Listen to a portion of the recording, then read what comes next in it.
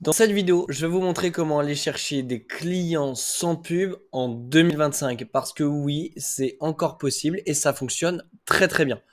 Mais avant, petit disclaimer, si vous avez du budget et de la structure adaptée pour, je vois aucune raison de ne pas mélanger du paid avec de l'all-band puisque c'est bel et bien la stratégie de l'all-band que je vais vous présenter aujourd'hui pour aller chercher des rendez-vous sans publicité. Alors, l'all-band, c'est quoi? C'est tout simplement un mix entre de l'inbound et de l'outbound. Il n'y a rien de révolutionnaire, c'est juste un terme différent.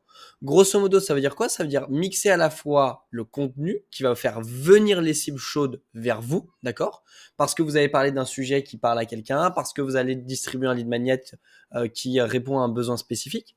Et de l'outbound, vous allez chercher les cibles parce que vous avez déterminé un intent ou quelque chose comme ça. Alors, du côté inbound, en fait, la stratégie all-band veut que sur la partie inbound, vous mettiez en place ce qu'on appelle un funnel de contenu. Un funnel de contenu, ça ressemble grosso modo à ça. Ça, typiquement, c'est le mien. Personnellement, j'ai 3 plateformes de contenu sur lesquelles je viens de dire poster de manière récurrente, mais de manière différente. LinkedIn, c'est ma force de frappe. C'est là où je publie le plus, à peu près 6 fois par semaine et qui me ramène le plus de visibilité. C'est près de 850 000 sur les 365 derniers jours. 850 000 personnes qui m'ont vu. Ok? Ça me permet ensuite de venir transvaser les personnes les plus aware vers mon YouTube. La vidéo que vous êtes en train de regarder actuellement. Si vous êtes prêt à passer plusieurs minutes, voire même plusieurs dizaines de minutes à m'écouter parler d'un sujet aussi technique, c'est potentiellement parce que vous avez un besoin et que vous souhaitez le régler. Ok? Et donc, vous savez que ce besoin, il est important d'être réglé. Et étape encore supérieure, les personnes qui regardent mes vidéos YouTube et qui veulent recevoir tous les dimanches à 18h un mail de ma part qui vient traiter d'un sujet spécifique à l'acquisition en 2025. Donc c'est ça ce que j'appelle un funnel de contenu.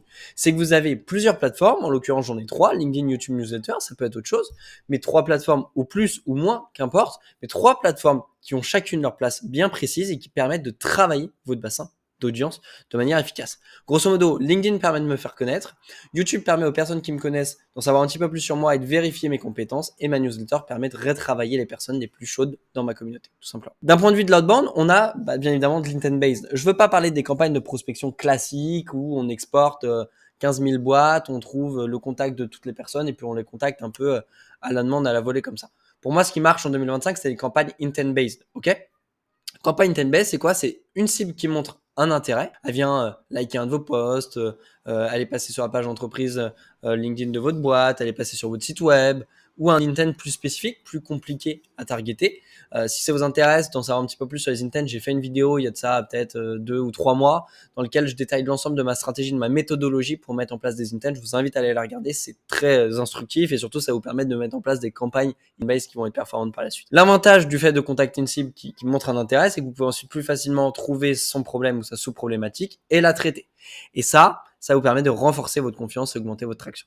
Idem pour le funnel de contenu, l'objectif c'est prouver votre valeur, donc renforcer la confiance que les personnes ont en vous, et susciter de l'intérêt ensuite, donc augmenter votre traction. Alors, grosso modo, pourquoi une stratégie outbound? Parce qu'on fait à la fois de l'inbound et de l'outbound, et surtout l'inbound nourrit l'outbound, et l'outbound nourrit l'inbound. Pourquoi? Parce que si vous travaillez en funnel de contenu, et qu'une personne est habituée à voir vos posts LinkedIn, voir vos vidéos YouTube, lire votre newsletter semaine après semaine, mais vous n'avez pas encore interagi avec elle, il y a fort à parier que le jour où vous lui enverrez un message de prospection pour X ou Y raison, elle sera beaucoup plus encline à venir vous répondre. Tout simplement parce qu'elle a consommé votre contenu avant, elle sait que vous êtes une personne qualifiée, qui parle de quelque chose qu'il maîtrise, et donc c'est tout de suite plus intéressant pour elle de venir échanger avec vous. Donc là, c'est bien le contenu qui est venu nourrir votre outbound, c'est-à-dire du fait que vous ayez fait du contenu, votre outbound est simplifié. Maintenant, comment votre outbound peut aussi simplifier votre inbound? Tout simplement le fait de prospecter des personnes à froid.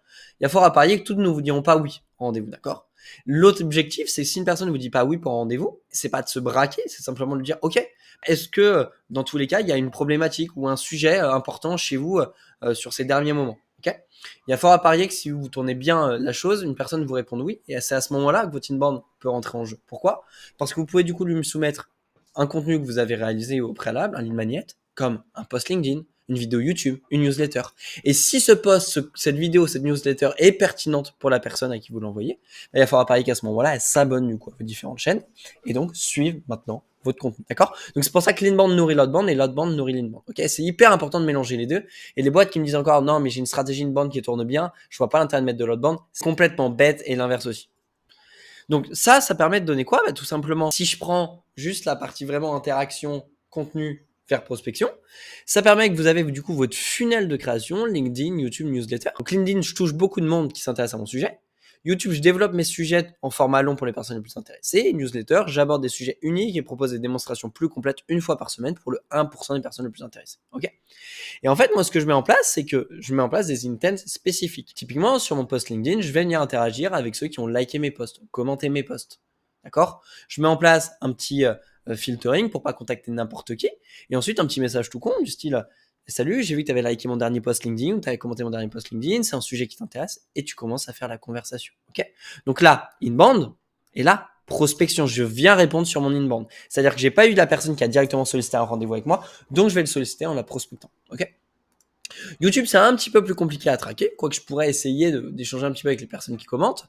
Mais sinon, il y a ma newsletter, c'est-à-dire que les personnes qui s'inscrivent, à ce moment-là, je peux mettre des intents. Typiquement, si je vois qu'une personne ouvre 9 newsletters sur 10, ou qui a liké mes newsletters, ou qui clique souvent sur les liens qui sont dans mes newsletters pour en savoir plus, bah à ce moment-là, pourquoi pas lui envoyer un petit mail ou directement l'appeler sur son 06 pour dire bah écoute, salut, j'ai vu que tu étais intéressé pas mal par les contenus que je proposais dans mes newsletters, ça fait 4-5 semaines de suite que visiblement tu cliques sur le lien de prise de rendez-vous sans prendre rendez-vous. Est-ce qu'il y a quelque chose qui bloque? Comment je peux t'aider, etc. Et donc ça, c'est la prospection sur intent, mais un intent qui a été créé par votre contenu. Et grosso modo, pour la prospection, c'est ce que je vous disais. Trouver d'autres intents, peut-être qu'ils ne sont pas liés à votre contenu, pour aller prospecter aussi. D'accord? Et donc en fait, cette stratégie all-bound qui mixe inbound plus outbound, bah, ça vous permet simplement d'aller obtenir plus de rendez-vous. Ok?